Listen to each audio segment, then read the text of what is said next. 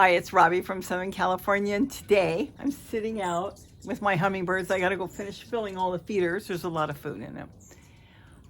I want to talk about a subject a little bit different than gardening, even though we will be doing tons of gardening. I've had so many questions. What are we gonna do to prepare? What are you preparing for in case there's a food shortage like there is, infant formula and all that? There's just so much talk on all that. Do I think there's going to be a food shortage? Now you're asking for my opinion. I've had a lot of those questions coming in. I think there's going to be some sort of shortage. I think that prices are going to go up. There might be things that won't be available. There might be things that you or me want to use, but it's tripled. Is there going to be totally no food? It depends on the area. It's funny because I've been trying to listen to the news throughout the United States as well as other countries. I get more from other countries than I do in the state of California. So I see Montana's talked about it, and I don't want to go through all the different states, but there's been a lot of different states that have talked about it, especially the farmlands. Let me back up for a minute. 2 years ago, if somebody would have told me there's going to be a crisis where you'll have to be pretty much locked in your house and there's going to be a food shortage, I wouldn't have believed it. Now, did I know there was going to be a pandemic? Absolutely not. Did I know something was happening? It took me a little longer than, let's say, my daughter, who realized something at the end of December into January, and she was telling me constantly. And come February, I realized things didn't look good. And February, I decided, after really analyzing everything and looking through things all over the world, what was going on, especially where, I decided that I was going to, I don't want to use stockpile, but have extra food on hand. Really have extra food on hand. Not because of anything other than I thought if there really was going to be something going around, I wouldn't want to catch it, and I would just stay home during that time until it blew over. Basically like that. And I'm going to tell you a little story, and then we'll get into what's going on now. And so I went to the store, and there was a good brand of soup that has been put on sale for 99 cents. And I started buying it. I ended up with over 100 cans of soup. It's really not that much soup when you think about it. If you needed to use that as your main base to make dinner or lunch, and that's what I used it for, I can go into the garden, I could pick a bunch of stuff, put it in a frying pan, brown it up really nice with some butter and something, and then dump in a can of soup and eat it over rice or something. It was really good. That's basically what I wanted it for. So I started getting more and more soup. I would go in there, and there was like this young guy, he was looking for the soup, and he was having a problem one day. And I said to him, "Are you looking for soup?" And he goes, "Yes, I'm getting some cans for my elderly parents." And he had in his hand some of the soup, the same brand that I was getting. But he didn't have the one that was on sale, which was really not much difference than the ones that were and were not on sale. So I said to him, "Do me a favor. You have 4 cans of soup in your hands. That's almost $4 a piece. Instead of buying those 4 cans, buy about 15 cans of the other because they're $1. And he goes, "What?" He didn't even get the newspaper. He didn't check ads. He didn't even look at anything. "Get your parents about 15 cans of soup and just put it away." And he said, "I don't know if they need that much. It doesn't matter. It lasts for years." And he did. He put back the more expensive, same brand, and bought the other. And there was another lady there. She was actually from another country with a C. And I was buying a bunch of soup, and she asked me why in her heavy accent, and I told her there might be something going on. And she said, "Oh, you're so silly. You're such a silly girl," she said. "Nothing's wrong. Nothing's going to happen. I know the country very well, and there's nothing going on. And you're being silly to worry." So I said, "Well, if I buy too much soup, I can either donate what's left if I'm not going to use it to a shelter, or I can just slowly use it over the couple years. It doesn't hurt." And she just up and down, read me. And then I turned around. Let me tell you something. She loaded up her basket with soup. So she bought soup too. Nobody else bought. Shelves were full all week. I went in every day, picked up a few more cans here and there. Nobody bought all week. It worked out really good because here in Southern California, and I know it wasn't the same all over, but March 13th, 2020, I would never have believed what I saw with my own eyes. Gary had an errand to run, and he was going to for work, and he was going to go take off. And I was going to go to the store because they had some stuff on sale. It was Friday. And I get a phone call from my brother. Oh my gosh. He calls me. He lives in LA. There's no food on the shelves. 8 o'clock. What are you talking about? There's no food. There's nothing on the shelves. The shelves are empty. There's nothing. There's nothing even in the frozen department. I was going to get salmon on sale that day too. It was on sale for $5 a pound or something. I can't remember exactly. And I said, they can't be. No. And then I get a text from my sister. A photo, because I guess he had texted me. She ran to the store, and within minutes she said, there's nothing. The shelves are empty, and she sent it. I thought this couldn't be. Now, we don't live in the same area, where he lives. Of course, we live somewhere else. And being a little bit on the outside, not smack in the middle where everybody lives in LA, we ran to our store. Gary said he's not going. He's going with me. I said, no, you go do what you... No, I'm going with you. And when we got there, it was mobbed. There wasn't a basket, a shopping cart. There was nothing. Gary said he's going to run around looking for a shopping cart. And I went into the grocery store, and this couple was going out, and apparently they didn't find what they wanted because they took the basket and they shoved it at me. Just shoved it, which was fine. I needed a basket, and they walked out angry. So something they went in they didn't have. And we walked around. I still got the tuna on sale. I still got the salmon. They were not completely out. In fact, I got down on my hands and knees because on the very bottom is where the tuna was. And I dug through and got all the tuna out because it was a limited thing of like 4 cans per person or something. And I got it all out because people couldn't get down there. Deep shelves and all the way on the ground. And I got it all out for everybody, and everybody was grabbing. And then we drove around town just to look. I would never, if you would have told me that there would be no food, that would happen. And then, of course, we went on lockdown where you couldn't go to do anything unless you were going to go to the store, and it would be one person, and we couldn't do anything. All right. So anyways, we're done with that. I don't know if there's going to be a food shortage. There are so many things happening all over the world right now, so many things, that it could be the perfect storm where everything is going to create an issue. We already see baby formula, a massive shortage. I went today to the store and the shelves are empty. Couple little canisters here and there of different types, but not the ones that most people are looking for. And you still can get formula. So there's certain ones you can get and certain ones you can't get. But without getting into this long story, this is happening here now. When Gary's family came out to visit over 2 years ago, they already were going through it.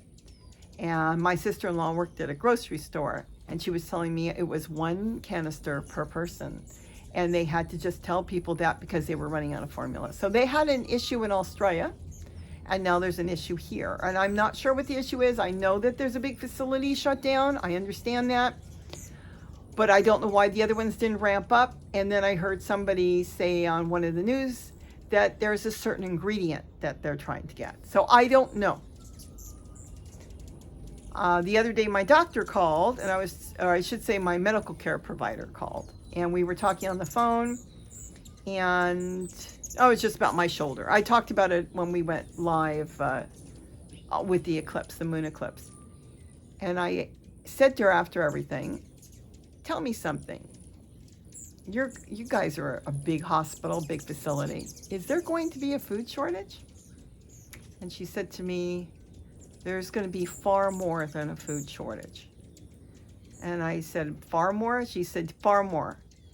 I said, all right, well, you know something I don't, but what about the food shortage? And her words back to me was yes.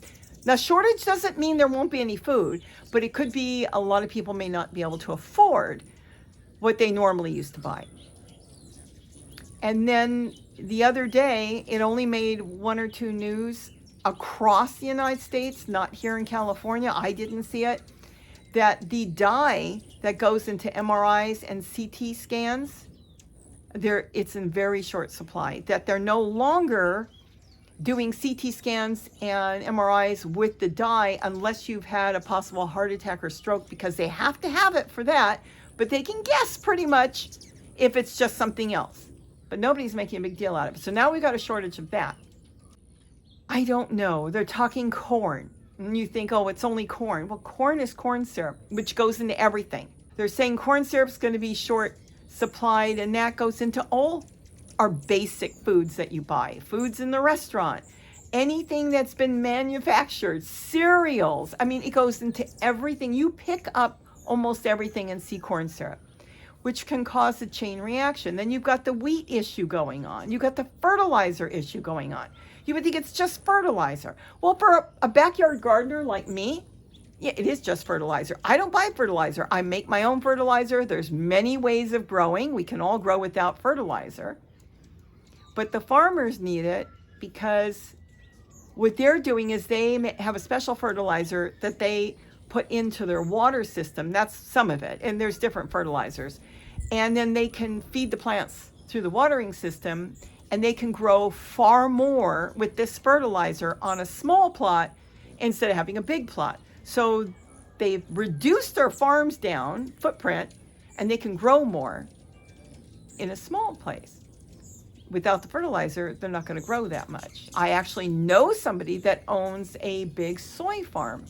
And I spoke to her, and she told me that this year they're going to do things different, and they're going to grow produce instead of the soy for the family and friends.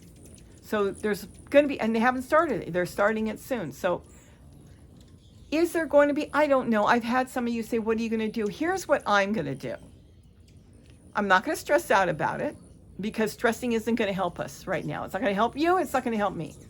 And I am going to buy food to have. And I'm going to do it two ways. I'm going to have frozen, and I'm going to have canned. And of course, my garden. If I had to live out of my garden today, I probably could. But I still want to be prepared. At this moment, I probably have a good 3 to 4 months if I could not get to a grocery store at all. What if there's a solar flare, a sun flare, and it knocks out all the electricity? It knocks out the internet. You think, well, it's just the internet. Guess what? Most of your grocery stores can't run without electricity because they can't calculate by their head anymore. Everything is done electronically. A lot of things could happen. Earthquakes, fire, flood. Like I said, a solar flare. Why not be prepared? Why not have something? So I am going to make sure I have both canned and frozen. Now, normally I used to lean towards frozen. Of course, I did the cans with the soup. But we had an incident this year where, and I think I talked about it in some of my videos, where a freezer perished on me.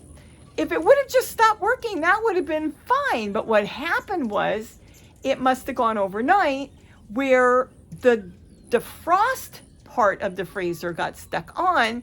So when it was discovered and opened up, it wasn't that it was cold, it was hot. The inside of the freezer had cooked everything, and Gary said he wasn't keeping anything, he wasn't taking any chances. And let me tell you something, my garden's very happy. A lot of stuff got composted. And it's something I'm gonna have to be aware of now, and you can get alarms for that too, which it's an old refrigerator freezer. It was a big freezer. So, I mean, that's just something you can think about. You can get an alarm, but I've never heard this happening before, and it happened to us. So because of that, and because they're talking about shutting off the electricity due to multiple issues during the summer, and we've still been cool, so we haven't had to go through that, I'm going to do both. I'm going to have food in the freezer, including food I buy and food from the garden. You can dry some food. I may dry some food. And then I'm going to have canned. Nothing can go wrong with canned unless, God forbid, something came down. But otherwise, canned. You can put it in different areas. You can bury it. I'm not going to bury it. But, I mean, there's all kinds of ways of doing it. Now, some of you have said you cannot store any type of food because you have no room. I'm going to say poppycock. I don't care. That's a bunch of baloney. You stop who have told me that. Sit down and look around. What's under your chair? If you've got a little spot under a chair that's stable. If you've got a TV and you've got a spot underneath, if you've got a bed, you've got a spot there. You've got a desk, you've got a spot there. Get a box. And every time you go to the store, buy 1 can of something extra. Let's say you only accumulate 3 days worth of food, which I think you can do far more. Let's say 3 days worth of food. If something happened, you'd be able to sit for 3 days and try to think, what are you going to do? But you would not do it starving. And you think better when you're not starving. For the first time in my life, I have bought canned chicken. I have never eaten it. I still haven't eaten it. But I bought canned chicken to have. I've bought salmon canned, tuna canned. I've got soups. I've got corn. Didn't buy peas yet. I bought green beans. I like green beans, and I like mixing it with some kidney beans and mixing that with some garbanzo beans and a little bit of vinegar, a little bit of oil, salt and pepper. Oh, so good. And some vegetables from the garden. It's a great salad. So I bought that, and it's whatever I can think of. Maybe mashed potatoes, get some dried mashed potatoes. Maybe you have 1 bag of powdered milk to have if you wanted to make something with milk. I'm not all there yet as far as everything I want to have. But let's say it gets really bad around the holidays. I don't know. And maybe there's going to be in my area a lot of robberies. I may not want to go to the store. I have to look behind me and keep an eye out on things going on around me. So I've got a lot of ideas and thoughts. I still want you to garden. Of course, I'm going to feed the hummingbirds. Let's put it this way. The hummingbirds are not going to run out before us because I have bought like 800 pounds of sugar. So I've got a lot of sugar. Then this will last them for a long time. And periodically, I'm still going to pick up sugar here and there a bag. But I stockpiled the sugar first. I will buy and have extra dog food because it's very hard to sit down and explain to your dogs why there might be a shortage. I have noticed I buy my food on Chewy. And I used to go on, every so often and look and see the dog food on sale. Something might be interesting. I even give it as a treat. I've noticed they used to have like 3, 4, 5, 10 pages dog food on sale. When I looked yesterday, they had 2 pages and it wasn't really on sale. It was buy a bag of dog food and get a little jar of treats. That's not a sale. So I don't know if there's anything going on there. There's nothing wrong with being prepared is what I'm trying to say. And if you end up overbuying, and everything turns out wonderful and everybody's happy and there's plenty of wheat and plenty of flour, because when wheat goes, rice flour is going to go. And you've got everything we want and you end up with all these cans that are good for, most of the cans I've been buying good for 2 years, but they're good for 5 years past that. My brother ate a can that was 10 years old. As long as the can is good, sealed, and everything's okay, try to get the ones without the plastic lining. They last better. It'll go for years. You'll have the food for years. And like I said, if everything's fine, think how happy the food shelters will be when you donate extra food that you haven't used or don't want. It might be something, maybe I'll open up a can of chicken and go, this is not what I want. Well, if I don't use the cans of chicken I bought, I can donate that. And that's good because somebody, I'm sure, likes it. They make it, they sell it. I want you to look around if you have any thoughts there might be some sort of shortage or some sort of crisis at all. And like I said, it could even be weather related. Look around, seriously look around, and I'm sure you'll find some place to buy stuff. Think of staples that you really would have to eat to make you feel good and have your stomach full so you can think if something happened. You don't want to have to go somewhere and stand in line for 10 hours to get a little bag of food, kind of like when everybody was going for hours in line. I know people that were in line for hours and never got, and they had to go back another day because they closed before they got their car up there. That was done differently, wasn't it? You know what they did when I was a kid? When we had the polio, every school in the LA area was giving polio. Every school was opened up on the weekend. So when you went there, it was not a massive long line. Everybody knew that they could walk. I walked to the school. My dad held my hand, and I can still remember. We walked to the school, and we got the polio. It was a syrup on a sugar cube. That was done fantastic. Now they did it where you had to go and get in these long lines for hours, and you don't want to have to do that with food. Please look around and analyze a couple spaces you've got that you can tuck some stuff in. And tuck in things that you know that maybe start with things you really like. So if you like tuna, you like salmon, you like your chicken in a can, you like certain soups. Remember, it's not that I'm not big on soup. I don't even like soup, to be honest, but I could take a can of soup and I can go into the garden and I can pick Swiss chard and whatever I've got, any of the greens, and put it in a frying pan, saute it. And then if I've got onions, put that in there. And if I've got a hamburger, I can take one hamburger, fry that up, like a crumble, a meat crumble, and put that in there and then dump in a can of soup. And I can eat that over mashed potatoes. I can eat that over rice. That's a whole meal. And one can of soup will feed both of us, Gary and I. So I think we're gonna be okay. I think we're all gonna be okay. And I'd love to answer any of your questions or hear your thoughts on it. Leave your thoughts here. I really want to hear them because I don't know. And if there is no crisis, and there isn't, I hope. I want to use the word wrong, but I didn't say there will be. But I've spoken to different people. Some people swear there's going to be a crisis. Some people say there's not going to be. I hope the ones that say they're not going to be, I hope they're right, and I hope I'm wrong. Let's put it that way. So think about it. Don't worry about the hummingbirds. They got plenty of food, and I'm going to have to put away extra because now my granddaughter lives here. She's going to college here. So I may have, let's say, 6 months for Gary and I can't very well sit here and eat a full meal if there's something happens and tell her, go figure it out. It's not going to work. So of course we'll make sure that everybody is taken care of. In fact, I already talked to my neighbors across the street who have 3 kids, 2 twins. Twins? Yeah, well, they have 2 twins. And I told them not to worry. If something should happen, because he's worried, come to the garden and pick. And I've got my neighbors. I have another neighbor I have given before. I've given plenty of stuff to them, and they are more than welcome. I want to make sure I have enough for the people around me and my family. My mother asked me, will you have enough for Dad and I? And I said yes.